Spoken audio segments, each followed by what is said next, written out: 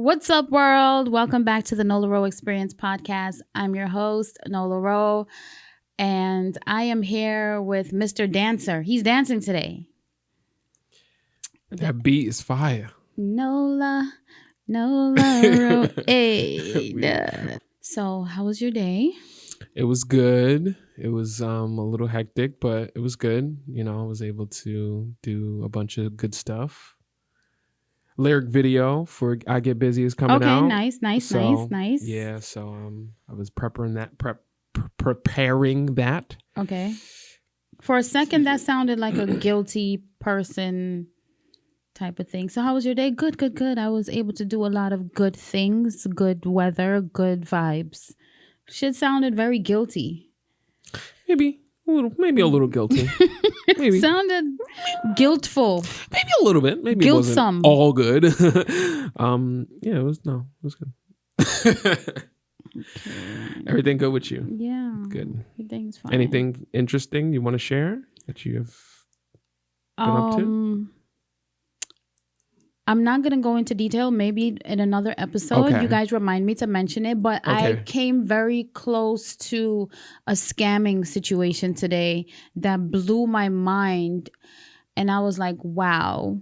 But once this gets sorted out and I can fully articulate it, I'm definitely going to let you guys know what went down today. Like, We need that scammers story. are out there in every way. And if you're not feeling it in your gut, Don't go. don't go. Like, Don't do it. if you're not feeling it, don't do it. I can't wait to hear this story. Yeah. So Scammer that's that. stories. But anyways, What we talking about today? girls I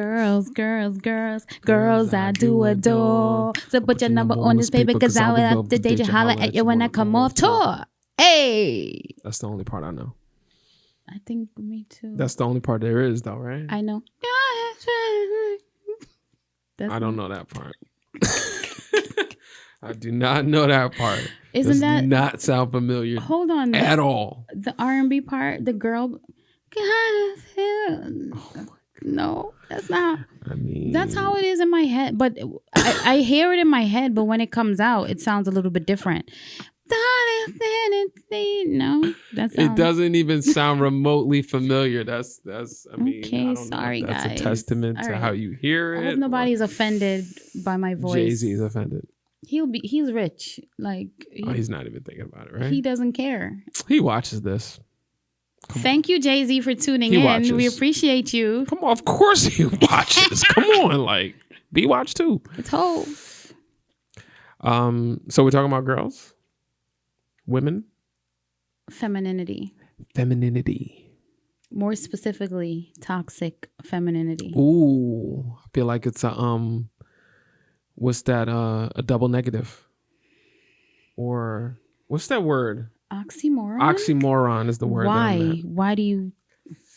Because I think I usually, maybe in my world, in my thinking, femininity is always good energy. It's always loving, nurturing. It's always positivity. So when you put the toxic with it, oxymoron-ish. That is so interesting that you say Oh, that shit. because, listen, our producer doesn't give a fuck about us. He doesn't give a fuck about us right now. He's back there watching kung fu movies because somebody just got kicked in the throat. That's what that was.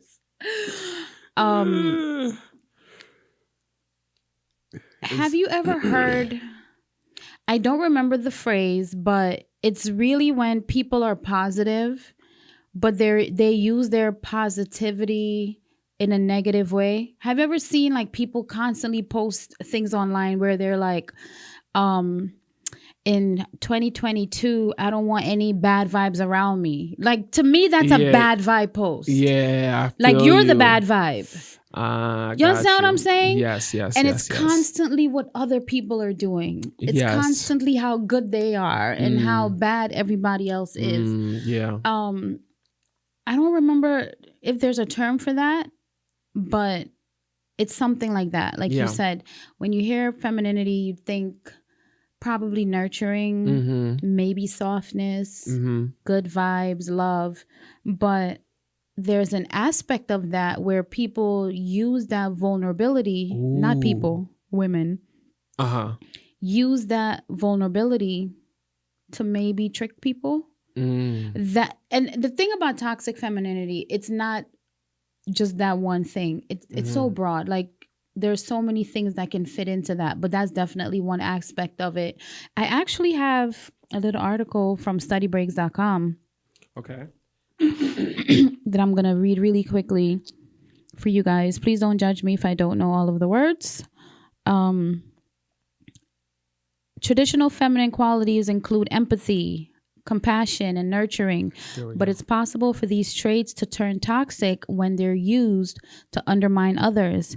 Toxic femininity arises from a history of male dominance when women usually didn't have the power or influence to overpower men. It was more effective to use subtler forms of warfare to get their way rather than outright violence. Have you ever heard women say things like, I let him think he's having his way, Sure. but it's really me who, that's not necessarily toxic, but it can get there, right? Depending on that relationship dynamic. And because women often didn't have the power or right to fight against men at all, they tended to view fellow women as competition for positions of favor. This historical precedent continues today. Women continue to fight. No, that's not what it says at all. Women continue to target other women more than men. Does that make sense? Yes. Yeah. Yeah. Just look at the workplace where 58% of bullies are women, but their victims are other women almost 90% of the time. Wow. Toxic femininity is a way for women to sabotage others by using traditionally feminine qualities. This can take the form of gossip, disapproval, social exclusion. An example of toxic femininity can be acting weak to get out of a task. Ooh, girl. Girl. Which uses women's physical weakness and their perceived emotional weakness as a tool for manipulation. It happens in the workplace with lines like, I thought you didn't want the promotion because you have kids to think of, where the facade of kindness and thoughtfulness is used to mask the issue of workplace hierarchy. It happens at school when girls judge each other on their outfits, normalizing put downs and the threat of social ostracization. Toxic femininity occurs when women use society's feminine stereotypes to their advantage, and it occurs when women wrap barbs and insults in veiled kindness and empathy. It can take even darker consequences, like when a woman falsely accuses a man of physical abuse in order to gain custody of a child. Historically, white women have accused black men of sexual assault because the court would likely take their word for it. The latter happened with Emmett Till, a 14-year-old black boy who was lynched after allegedly whistling at Carolyn Bryant, a white married woman. Bryant testified at the murder trial that he made a verbal and physical advance at her. Verbal and physical advances. 60 years later, she admitted that she had lied about their interaction with Till. The lynching was a textbook case of racism, and racism played a large part in the murder trial afterward. And it can't be denied that toxic femininity helped to ensure that no one was over punished for Till's murder. So you see what I'm saying? Like there's just so many different realms that this can exist in. Sure. And a woman might be speaking softly and speaking quietly and calmly and using nice words. But if you're reading between the lines, she's insulting you or, an underhanded compliment or something like that. So there are just so many ways that this can come out. And I'm so happy. I feel like there's so many things that today's people are privy to now. Like there's just so many labels, so many things coming out that we get to talk about. Sure. And as a woman, it might seem like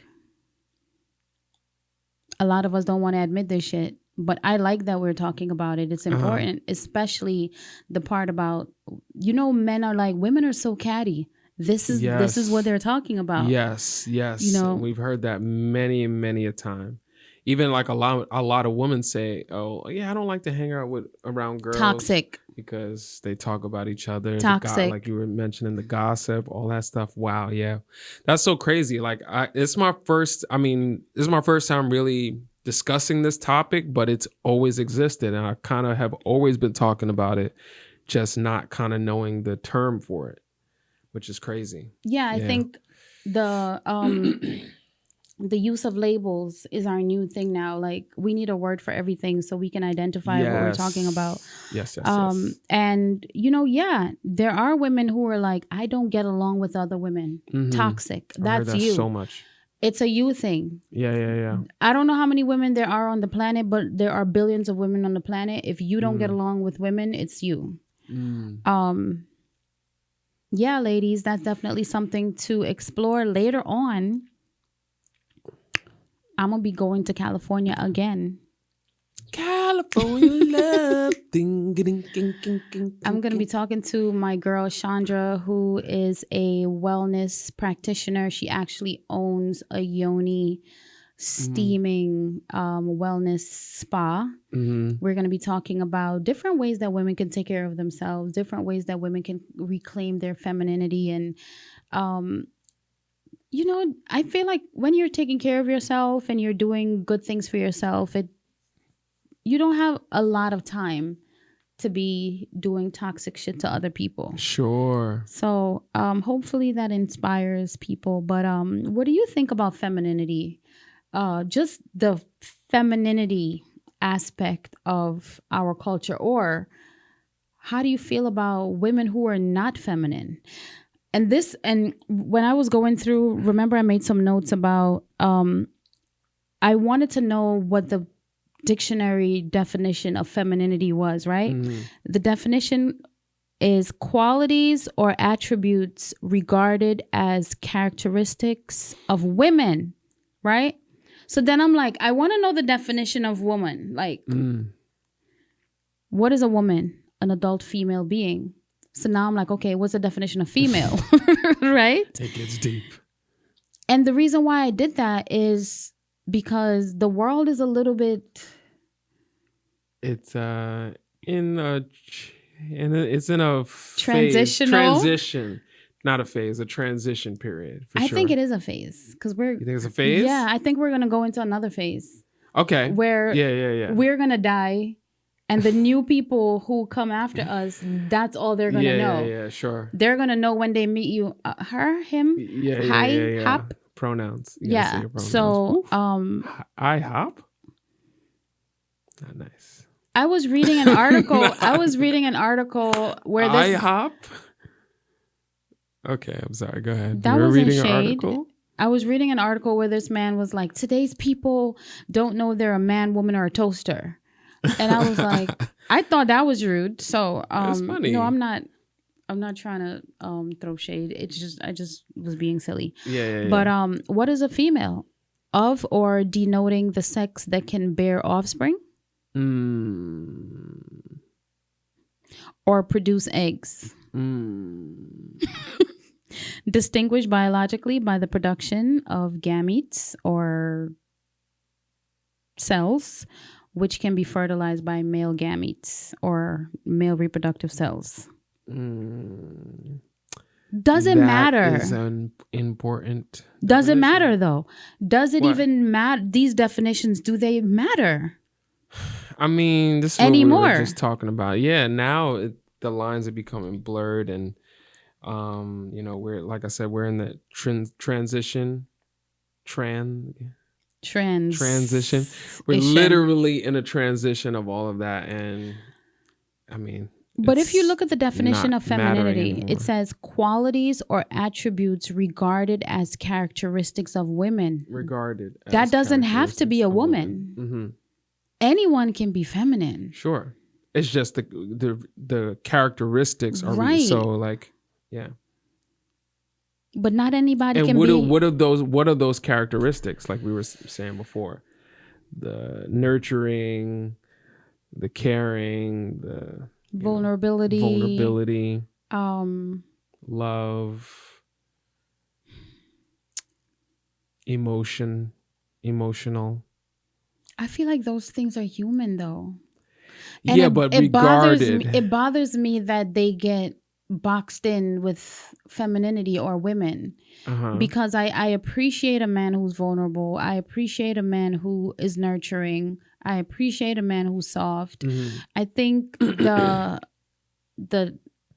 trick, I hate using the word trick in this context, but I can't find another word. But I feel like the trick is figuring out how to balance and how to tap into those different energies. Because even as a soft, feminine, vulnerable, nurturing woman, if you violate my child or you violate someone in my family, I can become aggressive. The masculinity comes out. Yeah, I can become violent. So I like to think that we all should have both. We should have both. Yeah, I think that's human nature. I think everyone has both. It's just about percentage. Like, do you have more of this or more of that? Or are you 50-50? I don't think anybody's really 50-50, but I think everybody has both, and you just got to figure out where you lean towards more. And you know what I was going to say? And I'm so glad you read that, because remember I mentioned before that I thought this conversation would get us canceled, but somebody else said it. It was in that article you read. So the reason why I said that is because when you said toxic femininity, the first thing I thought of is how people say believe all women. And in my mind, I was always like, no, let's not believe all women. I mean, I understand why people say that, but that's a dangerous line to walk. You can't say believe all women, because look at what happened to Emmett Till. That is such straight example like that. That is such a sensitive. I know. It's such a sensitive. Please don't hate me. No idea. Hate mail. Let's talk about it. You know what? We continuously push for equality. And I think that was the underlying or the core of feminism, right? Equality, great. I believe that within the realm of equality, the rules should apply to everybody. I believe what you're telling me, but because it's such a heavy accusation, it needs to be looked at. Sure. We need to figure it out. Because history shows that not all women tell the truth. People. It's just people. And it's women and men, human beings, everybody lies. People lie. Yeah, why? I think it's fair that where did that even come from? It comes from the fact. Let's. I think it comes from the fact that women will accuse men of different things, especially sex crimes, and we're like, we're not sure what to do with this accusation, so just sweep it under the rug. You can't prove it, so what do we do with it if you can't prove it? Yeah. So I think that's what. There's another aspect of this that doesn't have anything to do with sex, doesn't have anything to do with sex crime, and it has a lot to do with women in control, women of power. POP? That's what it's called? Wow. Nothing. That was just a random thought that just came in, and But not that aspect of it. uh-huh. More of intelligence and leadership. Um, I grew up hearing women say things like, you know, when you're with a man, you have to be soft and submissive, and you have to kind of play the back and let the man be a man, and kind of be quiet a lot of times so that he doesn't feel like you're too loud or your ideas are more powerful. And that's very toxic to me. I have a very, very, very big problem with that. Toxic femininity.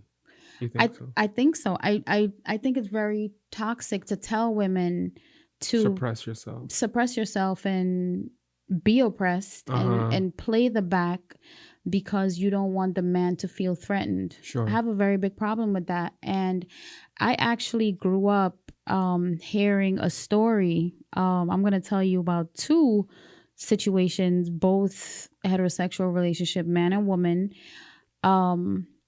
where I'm not going to mention names or how I'm related to these people or how I know them or whatever, but I grew up hearing about a couple where the people around them did not like the woman. They hated her because she was in control of so much that was happening in their relationship, like finances, and usually finances. Yeah. And I was a little girl hearing this stuff, and as I got older, I grew up with the mindset that this woman is a villain. Yeah. Right? Now, as an adult, I had the opportunity to be in a space where I'm able to closely observe this man. And I'm not going to say what capacity we were in, but it was a capacity where he had to show his colors. And I was like, I see why this woman had to be that. Had to step up, yeah. I see why this woman had to be that, because if we were going off of just what this guy is doing, the whole boat would have been underwater. And I had a conversation with one of the people who was pushing that narrative before, and I was like, you guys didn't see, I was a little girl when it was happening, so I didn't understand, but you guys didn't see all along why he needed her to step in. The other situation is another relationship where friends of the guy, they're like, we don't like how controlling she is, right? And once I learned the dynamics of the relationship, I realized that, okay, this woman is taking care of everything. She is the sole breadwinner. Whoa. That word is operative. Yeah. Soul, right? Soul. She's the sole breadwinner, and this person is not doing anything or not even making an effort to do what he's supposed to do. Yeah. According to their agreement as teammates, right? And the friends that are surrounding them are like, she's controlling things. And I'm like, men are so triggered when women step up and they have to kind of grab the bull by the horns and kind of guide things. And I'm like, you guys are so defensive of this thing that you don't even see that your boy is not playing his part. And she feels like, yo, I have to step in and do all of this shit. Probably doesn't even want to play that position, but she has to. And that's something that, if you're a man, a woman, whoever you're listening, sometimes you don't know the whole story. And it's really important to just let people rock out in their situations. And, a lot of people are like, I don't like that person you're with. I hate that person you're with because she's this or she's that. A lot of times women really have to overcompensate and tap too much into their masculine energies, and people start feeling some type of way about it. I'm gonna leave that right there. That was a very abrupt stop. Yeah, I'm gonna leave that right there. All right, so I guess to Cali you go. Yeah, I got can't wait to hear flights. the rest of that conversation. Yeah, we're definitely going to be focusing on more of self-care aspect of it. Okay. We're not going to be telling women don't be toxic. Listen, this is a journey. You figure out Sure. what you're doing. You're going to get there at some point. Once you start to look inward, you're going to get there. Yeah. But in the meantime, we're going to go to California, talk with my girl Chandra about steaming coochies. Oh. We're going to talk about steaming cooch. The Yoni cleanse. The Yoni cleanse, the Yoni steam. Lit. That's awesome. All right. Appreciate you. Bye. Off to Cali I go. Peace. Hey world, welcome to the Nola Ro Experience Podcast. And I am super, super excited to be in the city of Los Angeles right now. It's super amazing being with you. Please introduce yourself to the people. Hello, greetings. I am Chandra, founder, certified Yoni Steam practitioner, and the Divine Feminine Wellness Sacred Space Facilitator here at Queen by Nature Feminine Wellness. So I don't know if you want me to go on, but that's who I am. That is absolutely perfect. I actually regret that I'm not able to make an appointment with you to get my steam on, because it's something that is very prevalent in my culture. I'm Guyanese. Okay. Grew up in Guyana. But it's something that I've only done after I had my son. Yes. So after my pregnancy, that's a must. It has to happen. So my mom had me, sit on, I don't even know what to call it, but I sat on the hot water with the herbs just to make sure that everything was cleansed nicely and I guess tightened or whatever the other benefits are. But that's the only time I've ever done it. So then I noticed that it started to become really popular. A lot of people are doing it.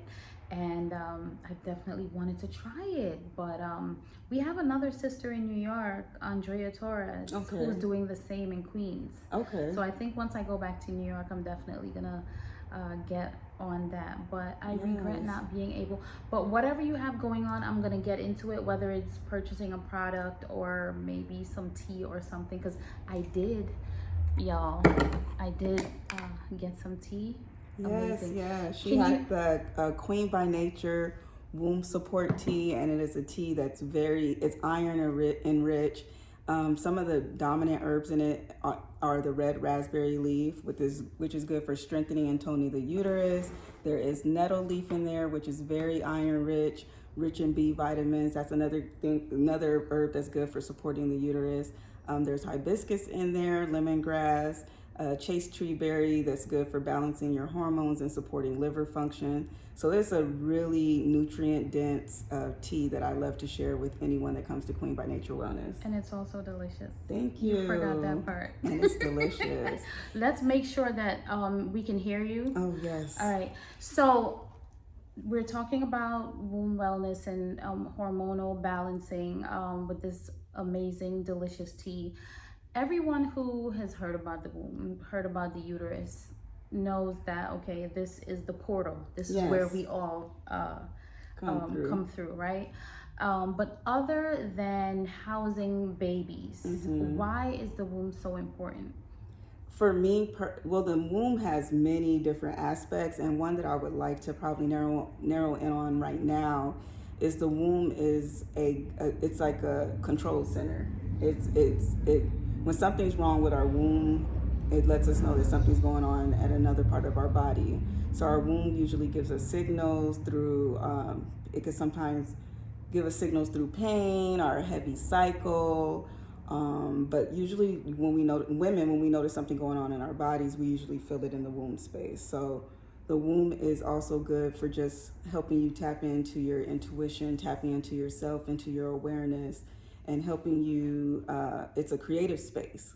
So a lot of times when we have blockages anywhere in our life, it's because something's going on with our womb space. And our womb could be impacted, I don't know how far to go, but our womb could be impacted by so many different things. It could be just not fully expressing yourself, or it could be due to lack of, it could be a buildup of stagnant energy, and that stagnant energy could be from lack of creative expression. That stagnant energy could be from lack of movement. The stagnant energy could be just maybe you're not detoxing, you're not fully eliminating. So that's here at Queen by Nature Wellness. My main thing here is supporting detoxification. So when you do Yoni steam here, I do not provide you with any liquor or champagne or anything. I know everybody likes a little turn up, but here we like to focus on detoxification, on healing. Yeah. That is what we are here for. So when you come here, it is a time to tap in, to reconnect with your womb space, to reconnect with yourself, to hear any messages. And then when we detox, we help support the uterus. So sometimes if we're blocked up or we're not properly eliminating that waste that's in our colon sits directly above our uterus. So you have that weight that's applying distress. So that distress could turn up in cramps, that distress could turn up into heavy cycles, bleeding, inflammation, other types of pains. And those are toxins. So, those toxins can impact you in so many different ways. And that's why our uterus is a perfect indicator of something there's an imbalance in our body somewhere. So I really want to drive this home because I do not believe, it's a fact, that we're not really taught how important we are not taught how important it is. Not even close. Because the things that I've learned, especially going through the rites of passage with Queen Afua, there's so many things that I've learned about the womb that I was like, why y'all didn't tell me this? Exactly. How come I didn't know this? And the other thing is your relationship with your mother. Exactly.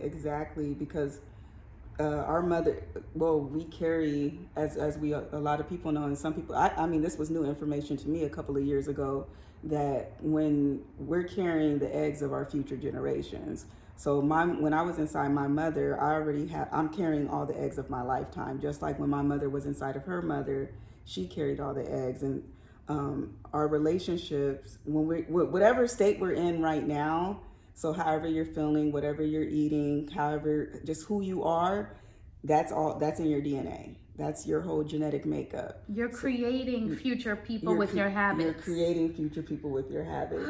And that's the other importance of the womb outside of giving birth. Well, it's interconnected to giving birth and creating life, is the responsibility that we have when we possess a womb.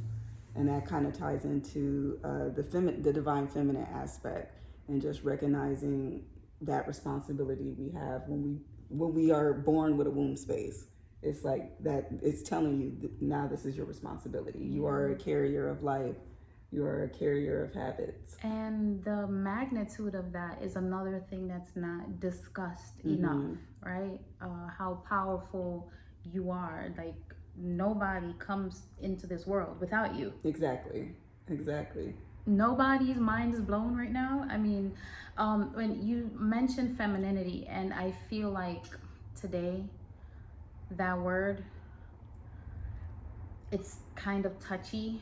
It's very touchy. The first thing that came to mind for me was it's being threatened, but I don't want to say that in a way that makes it seem like I'm being condescending to anyone who identifies as something else, because that's a big thing right now. Just people becoming acclimated to all of these different identities, you know. We don't want to lose the divine feminine with all these different identities, and it's just understanding what is the divine feminine, what truly is femininity. Is it just the image? Is it just the look? Is it just the act? And the thing about the word femininity, it's not a monolithic. What is it? I don't know if I'm pronouncing it. A monolith. It's not a monolithic term. Right. It's not just one principle of femininity. So that's why it's so diverse. Right. It's so diverse. It's like it's a pie. You could. But are you feminine because you have a womb? Because I think that's. I don't know if you're so much is you're automatically feminine because you have a womb, but I think because you have a womb, you have a greater you house feminine energy. Right. I think when you have a womb, you have the tools to activate that feminine energy, and that you are equipped to you're responsible. It's your responsibility to share that energy in a feminine fashion, with grace, with patience, with optimal wellness. You know, you're here to balance out and neutralize. So it's like sometimes it could be abused, you know, for many different reasons. I think a lot of times it gets abused in the vanity section of things, because people think being feminine is just an act. It's just how you look. It's just beauty. I'm swaying my hips. Yeah, it's just it's being over sensationalized and sexualized. It's a lot. Yeah, there's so much to this. It's so much to this. So let's get back to the yoni. Yes. Steaming. First of all, what is the yoni? The yoni is first of all, the word yoni is a Sanskrit term meaning sacred space. Sacred space, womb, vagina. So when you say yoni, you're talking about the whole womb space, you're talking about the vagina, you're talking about the uterus, you're talking about that sacred space. So that is the yoni. And what was the next question? The next question was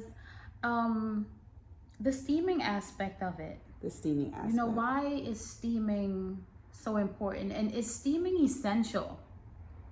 Because most people don't do it. But is it something that everybody should be doing? Okay. Is it something there are some people who should not be steaming personally, because say if you have an IUD, the steam could possibly dislodge it or accelerate the hormonal release in certain types of birth controls. But steaming, I think steaming is essential.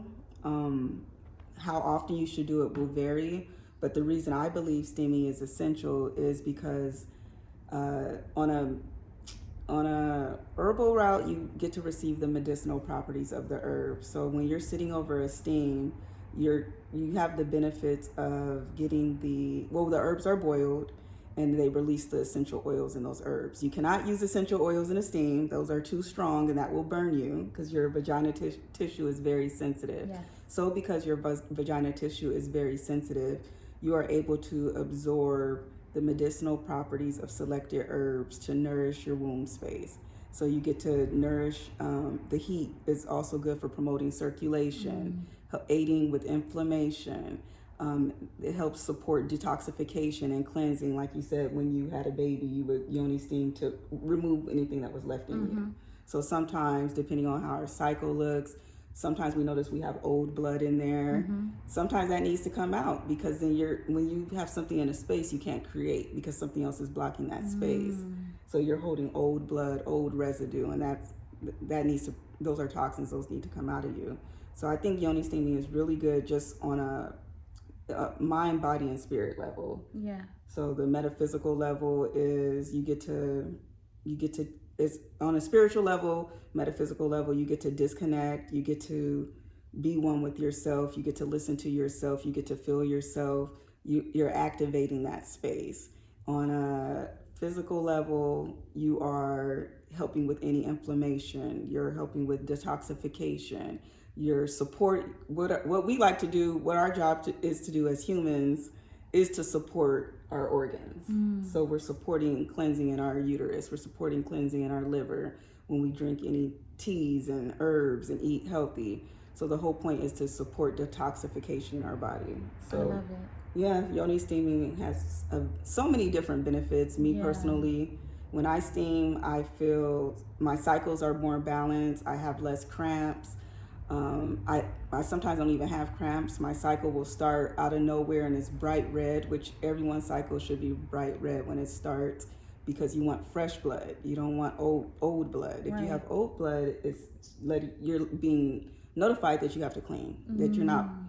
When we have cramps, we're pushing out anything that's in. So that's why we have the cramps. So if you're cleansing all the time, you'll have less cramps. And so steaming does support that process. So what are the other things that could possibly contribute to having issues. Obviously, it varies, right? Yeah, it could be so many different things. There's so many different things. But what are some lifestyle, just basic lifestyle things that we do that are regular things? Like, we just walk around every day just feeling like this is normal life. You know, I'm just doing whatever. I know one thing for me is, you know, a lot of women wear pads and tampons. That could possibly be toxic. Yes. And have no idea. So what are some lifestyle things that we feel like, you know, this is regular life, but it's actually some lifestyle harmful? Some lifestyle choices that can harm us unconsciously are wearing sanitary items that have chemicals, because our body, as we know, that is a sensitive area and we absorb things. So if you're wearing a pad with toxins or bleaches, you know, chlorine or any other chemicals, your body's absorbing that. So you're kind of contradicting the process of your cycle, which is releasing. You're almost blocking it because now you're adding chemicals to that process. So just changing your sanitary items, change in your diet. How many greens are very good for detoxification, as well as bringing. Greens scare people though. They do. But if you combine your greens with like an apple, or you just get used to it, the apple is the trick. The apple is the trick. That's what I do with my son when I'm juicing. I'll do the greens and he'll see the green and he's like, but then the apple gives it the sugar. The apple gives it the sugar. The apple's so good that I feel guilty when I use the apple. I'm so like, good. It definitely works. Water, movement, especially. I think a lot of us forget how important movement is, and then we shouldn't, because when you're sexually active, you're involved in some movement there. And you know, you're promoting circulation. You're promoting release of that stagnant energy. Pop locking and dropping. Yes, and just activating that sacral space. So when we move, we're circulating. We're helping with any constipation. You were asking me things that support. You said support. Harmful. Oh, harmful. Okay, so I went to supportive stuff. But that's good as well, because you're not moving. You know, you're mentioning moving, but that lends to the idea that if you're not moving, it's not a good thing. And if you're not drinking water, stress is one of the main. Stress is so slept on. Things. People sleep on stress. Yeah. I don't think a lot of people realize how stress manifests in the body, and how it could potentially take you out. It can. And when you're stressed, you're breathing less. And when you're breathing less, you're not oxygenating your organs at their maximum potential. And so when we're stressed, we're frozen, all of our hormones are elevated, we're spiking different things in our body, we're making different organs work harder that don't need to work harder, and we hold on to all that. And so, there's so much. It's a lot. Yeah.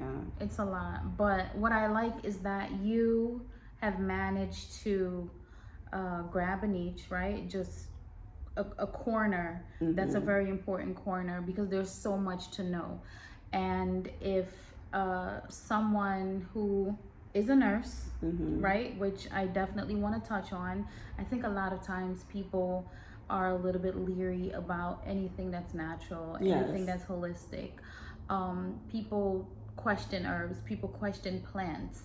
But you've had experience with medicine as well, being in the medical field. I think that kind of helps a certain group of people be more trusting. They're like, oh, she's a nurse. Yeah. So then, you have experience on both sides, the natural stuff, the herbs, the plants, and you also have experience as a nurse in the medical field. How do you balance those two things? Because a lot of times I think people feel like they're opposites, or they contradict each other. So how do you balance? Well, how do I balance? I think what nursing taught me to do was kind of patient care, client care, confidentiality.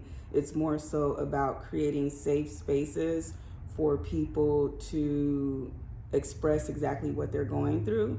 And sometimes when someone's not comfortable with herbs, but they are comfortable with medicine, um, I'm able to understand more the need for healing, more the need for routine, more than a habit. Someone's usually looking just for a habit, a routine to reverse any complications that they're having. So when I'm aware that's the angle they're going from, I could find other ways to support them on their journey. So I am not a doctor. I cannot treat or prescribe. I can only recommend. So when someone does have a doctor, I could work closely with them and their doctor to support them on their journey with holistic methods. And that's usually things like exercise, dietary changes, to the point where when you're being supported in other ways of your life, you may not need the medicine. You might not, you might need, things are going to start changing on their own once you practice a new routine care, a routine womb care. And it's most of the times when someone just goes to the doctor, they haven't tried to self-heal. The first thing they did was go to the doctor. Right, because that's culture. Yes, because we're disconnected. Yeah. So we don't know our bodies. And when we don't know our bodies, we wait for someone to tell us about our body. So what I like to do, well, the primary function here is to connect women to the sacred feminine womb, to help to learn how to recognize when your body is talking to you or when there's something that you can do to support your healing. So I just want to empower women to basically empower women to seek within, to go within, to know that nature was here before medicine.